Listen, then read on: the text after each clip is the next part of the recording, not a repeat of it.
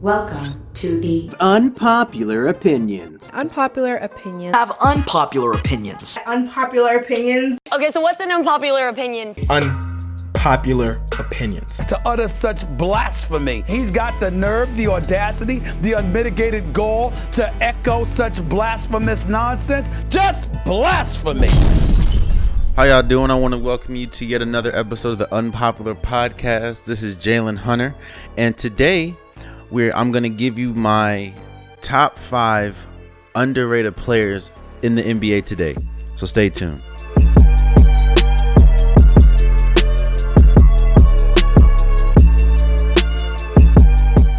When you look at the NBA, there are players that always automatically grab headlines. When you think of just how good the NBA is, and rightfully so. You know, you got LeBron James, Stephen Curry, KD, you got Giannis, you got Russell Westbrook, Kyrie. Those players are great players, and they of course are some of the faces of the NBA. But there are some players that, when you think of the NBA and when you think of great players, their names really don't come to mind, which makes them underrated. Now, there are some players, their names come to mind. They are a little overrated, and we'll talk about that shortly, but we're talking about the underrated players.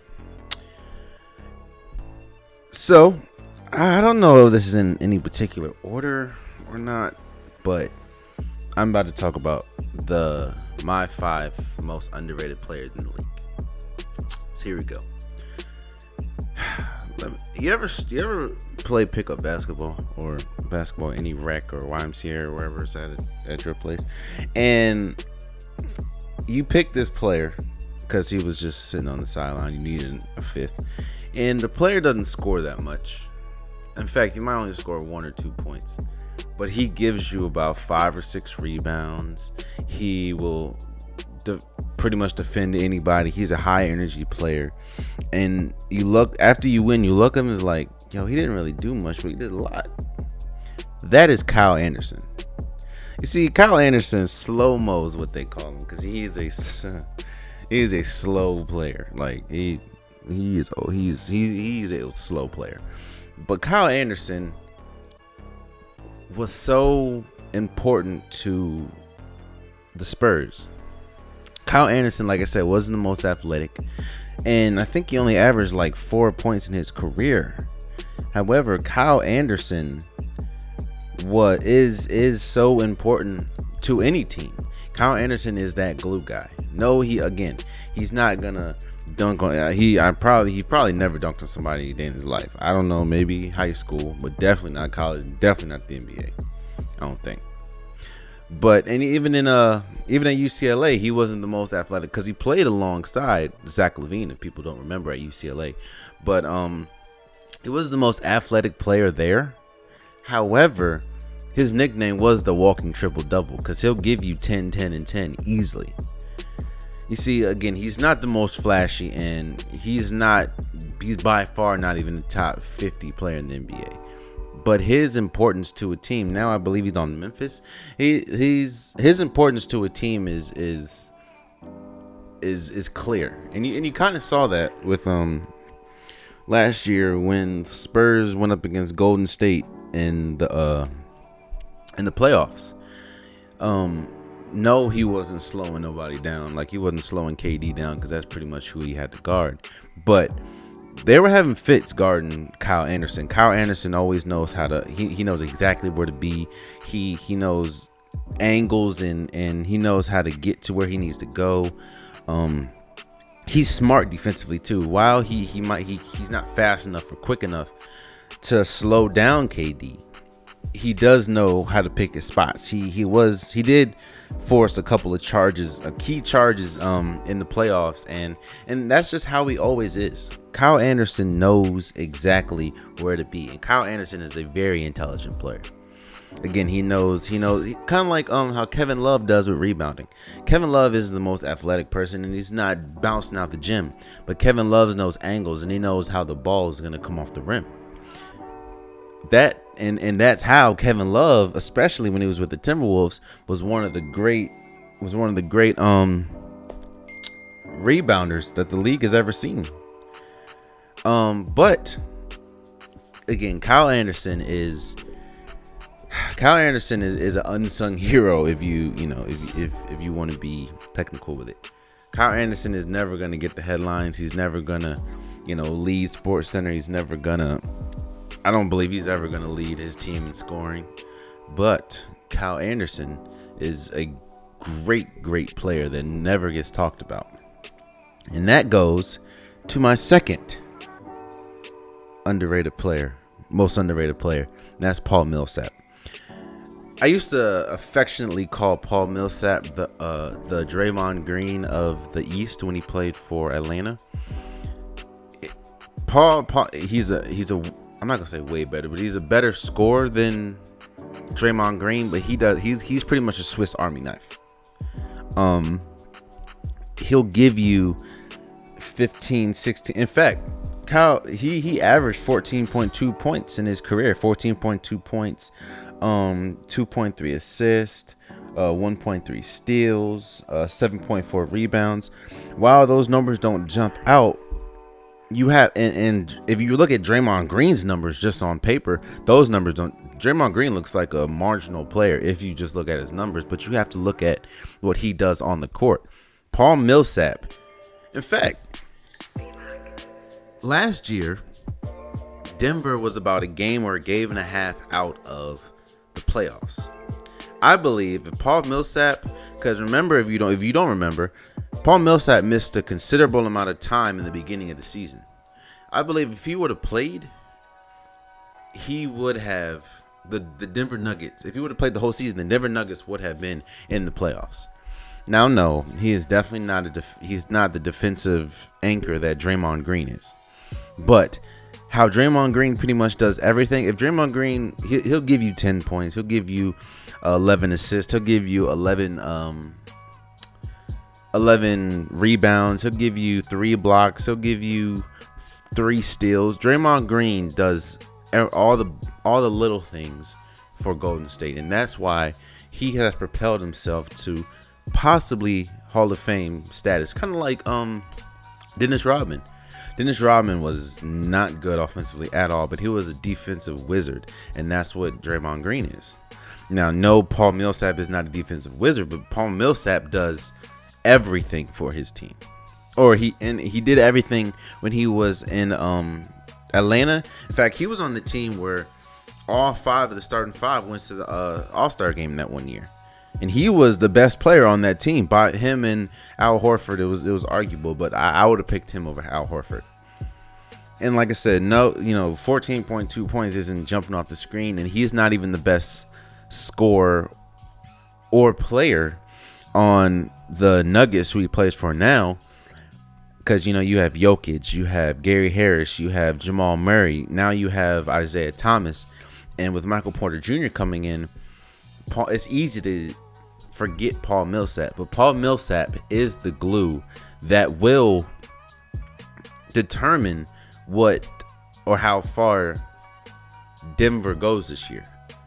No, I don't believe they are Western Conference Finals bound, and they might not even make it to the second round. But Denver hasn't been in the playoffs in a while, and I feel that because Paul Millsap is as good as he is with the collection of players, they have a with the turmoil that's going on in Minnesota and in Portland and in New Orleans, I think that this is Denver's year to at least make the playoffs. Again, Paul Millsap is a Swiss Army knife. He'll I'm not gonna say he'll lock up your best player, but he'll slow down your best player. He'll give you the points you need. He'll give you the rebounds you need. He'll give you the assist. Paul Millsap can do it all. And he's not the most athletic player ever, actually. But if you need something, if you need anything, kind of like he's like, what he is? He is a hybrid, a way better, but he's a hybrid of Kyle Anderson, like I just spoke of. Kyle Anderson is not going to flash, he's not flashy. Paul Millsap can score way better than Kyle Anderson. But like Kyle Anderson, he does everything. Kyle Anderson did a lot did majority of the dirty work for the Spurs, then I feel he will do the majority of the dirty work for Memphis. Paul Millsap, he's a player you don't have to worry about. Like, you don't have to call plays for him. You don't have to do, Paul Millsap is going to do what he has to do because he's smart and he knows what it takes to win. And that know what it takes to win kind of leads me to the third player, which is Mike Conley. You see, and this is the thing that sucks for professional sports, and that sucks as a fan, is that because of injury, we kind of forget how good a player is, especially if they've been dealing with like back-to-back injuries. People forget that just a couple years ago, maybe about 3 years ago, Mike Conley was a top 10 point guard in the league. Mike Conley he's not the greatest scorer, but he was a two-way point guard. He can give you 15, 16, 17 points while locking up the opposing point guard. In fact, if you don't remember, just a handful of years ago, when Memphis and OKC was battling in the playoffs year after year, he would slow down Russell Westbrook. In fact, he beat Russell Westbrook a couple times to make it to, the next round. Mike Conley, and it's unfortunate that not only injury, but because he got that, if you don't remember, he got that huge contract. The contract that was his contract paid him more than Jordan. He signed a 5-year, $153 million contract. Michael Conley signed a 5-year, $153 million contract. The crazy thing about that is Michael, and what people were saying was Michael Jordan never even made that in his entire career. Now, of course, things have changed. Money is bigger these days. And they're just handing out contracts left and right. But when we talk about Mike Conley, we don't really talk about how great of a player he really is.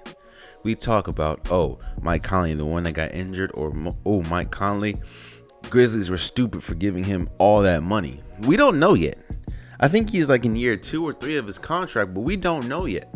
We have, ever since he signed his contract, I don't think he's had a healthy season yet. And when he does have a healthy season, Mike Conley is as reliable as almost any point guard in the league. I'm not saying he's as good as almost any point guard in the league, but he is a top 10 point guard when he is completely healthy. Again, he's not gonna score and that is a trend with the last 3 people I said: Kyle Anderson, Paul Millsap, and Mike Conley. They're not the great scorers, but they do so much more. Mike Conley is a great defender. He's a great passer, and he is a really good scorer.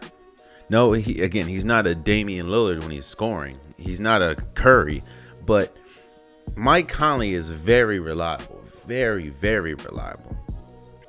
And it just sucks that when us as fans, we see somebody that gets a contract that we might feel they're not worth, because I don't think Mike Conley's worth 5 years, $153 million to any team. But that doesn't, with that being said, that doesn't mean he's not a great player and he's not an important player. That doesn't mean that Mike Conley isn't a top 10 point guard when healthy. Now, of course, we need to see him healthy, but I remember those battles that Memphis would have with Golden State, or Memphis would have with OKC. Memphis used to be, it was last year was a wild year and the year before, but Memphis used to be one of the top teams in the league. Memphis used to go neck and neck with the Spurs and OKC and this was, of course, before Golden State became Golden State, but Memphis was one of those teams, with the rough and rugged grindhouse mentality. And spearheading that was Mike Conley and Tony Allen and Zach Randolph and Marc Gasol. But Mike Conley was the head of that snake. Not saying he wasn't the most, because everybody knows about Tony Allen, but Mike Conley was the most important person on that team, arguably, and I believe he was. So again, it's unfortunate that and I say we because I've done that a couple times. We look at a player's contract like, yo, he's not worth that money, but it doesn't mean he's a great player. I mean, he's not a great player, and that's why I say Mike Conley is one of the most underrated players in the league. Now, this next player, he pretty much does one thing. And that's score the ball. I say he, and when I say he, I mean Milwaukee Bucks Chris Middleton. I say he's one of the most underrated players in the league, because when we talk about Chris Middleton, nobody ever talks about he's one of the best scorers in the league. In the league with, like I said, dynamic point guards and KDs and Giannis's, who plays with Chris Middleton, and players that wake up and get buckets. That's who Chris Middleton is. Chris Middleton averaged 15.1 points a game his career, shooting 48% from the 2 and pretty much 40% from the 3, which is a great score. Excuse me. Now, no 15.1 points don't jump off the screen, but like I said, it's kind of like the last 3 people we talked about. You need to watch him play. And Chris Middleton not only gives you a barrage of buckets, but he gives you important buckets, and he gives you timely buckets. If you don't remember, I don't remember who they were playing, but there was about 0.9 seconds on the clock. It was in the playoffs. It was about 0.9. It was the Celtics. In the playoffs this year, there was about 0.9 seconds. Terry Rozier just hit a clutch 3-pointer to take the lead by 3. So there was 0.9 seconds, and who did they give the ball to? Because, 0.9 seconds, you don't expect anything. Actually, I think it was like 0.5 seconds. You don't expect it. You just, okay, well, we lost this one, chalk it up to the game, go. We give it to Chris Middleton. He pretty much heaves it from damn near half court and makes a shot. Chris Middleton has a couple 30-point games, has a couple 40-point games. Chris Middleton can, in fact, Chris Middleton was just, I don't know if you guys saw it, but Chris Middleton was he's always invited to the USA camp, but he was putting up buckets and going toe-to-toe with the greats like Paul George and KD, Victor Oladipo. Like, he was going bucket for bucket with all of them. Now, of course, when you think of scoring and when you think of great small forwards, you don't think of Chris Middleton. You think of course, like I said, the KDs and Paul Georges and Giannis Antetokounmpos and LeBrons and Kawhi Leonard's, and not saying he's on that caliber as a complete player, but if we're just talking about scoring, Chris Middleton is up there. Chris Middleton is one of, like I said, the best scorers in the league. Now, kind of like Mike Conley, he faces a lot of criticism for being injured, which makes sense. You need to be on the court to play, but when he is on the court, he, like I said, is one of the best scorers ever. Not one of the best scorers ever, I'm sorry. One of the best scorers in the league. And another thing that is going against Chris Middleton is who he plays with. Chris Middleton, he playing alongside Giannis Antetokounmpo is a very challenging thing. Not saying that Giannis doesn't pass or anything, but all the spotlight is always going to go on Giannis. In fact, always going to go on Giannis Antetokounmpo. And it doesn't make it any easier that he plays alongside Giannis Antetokounmpo and a former Rookie of the Year in Malcolm Brogdon, who came out of nowhere out of Virginia.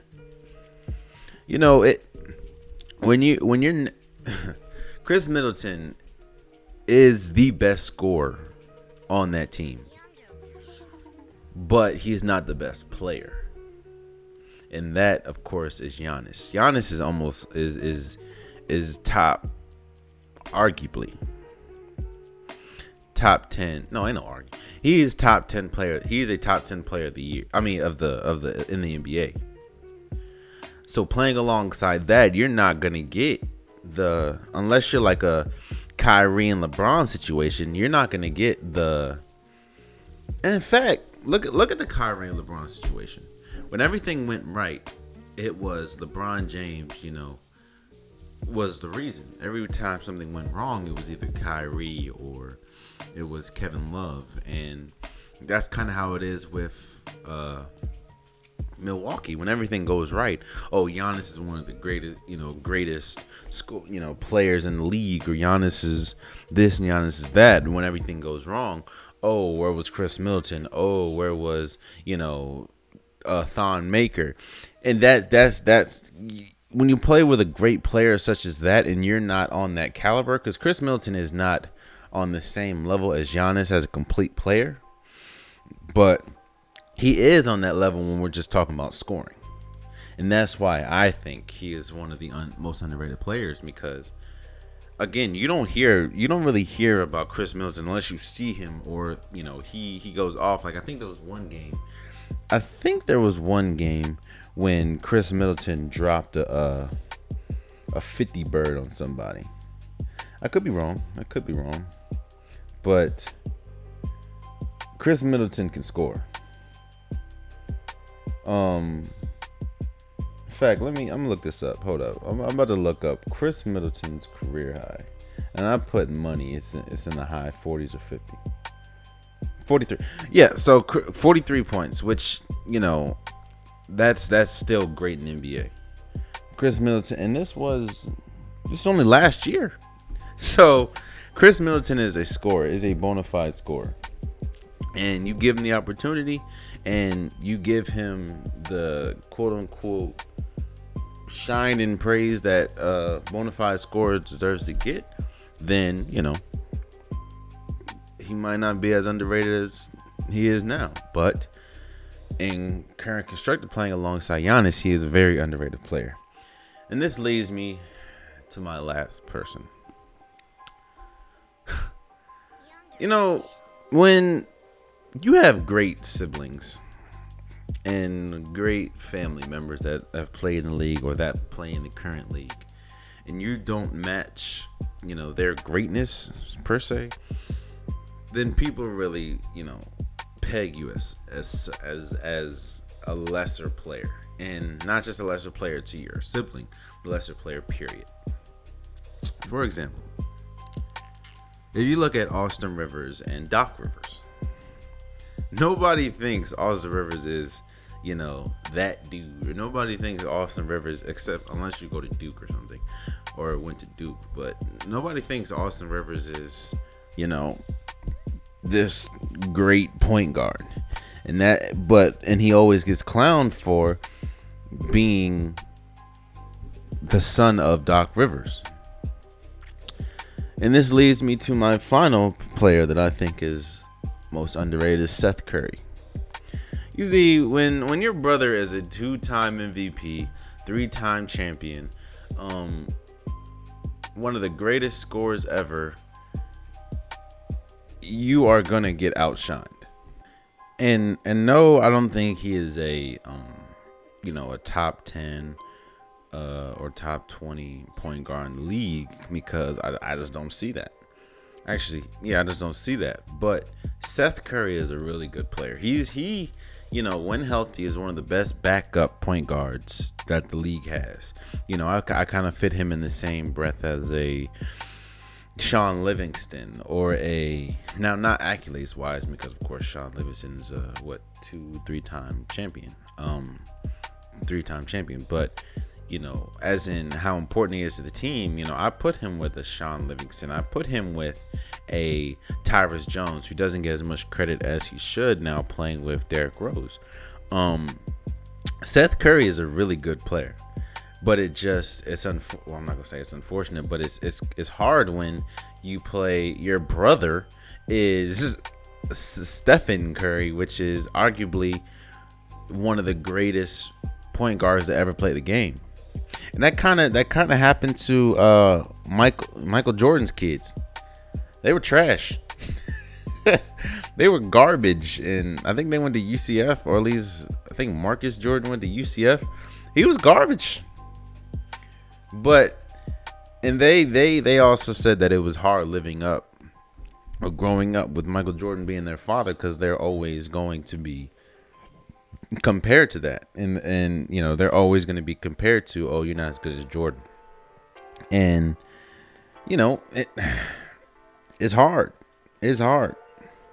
But Seth Curry is a really good point guard, man. I don't think he, like I said, starting caliber, but he doesn't get as much credit as I believe he should, and that's only because of who his who his brother is, which is of course a 2-time MVP, first unanimous MVP, and a 3-time champion in Steph Curry.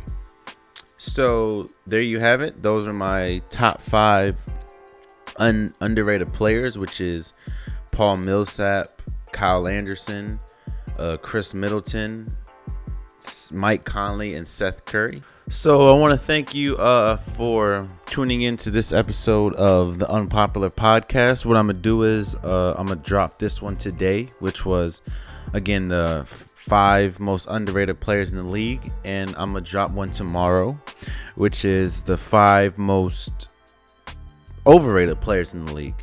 So again, I want to thank you for tuning in. This is Jalen Hunter with the Unpopular Podcast, and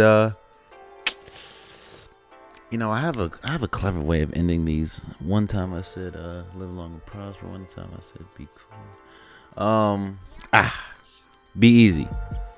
Much love. Party people in the place to be. You are now in the midst of a real MC. Throw your hands in the air if you're real as me. Woo!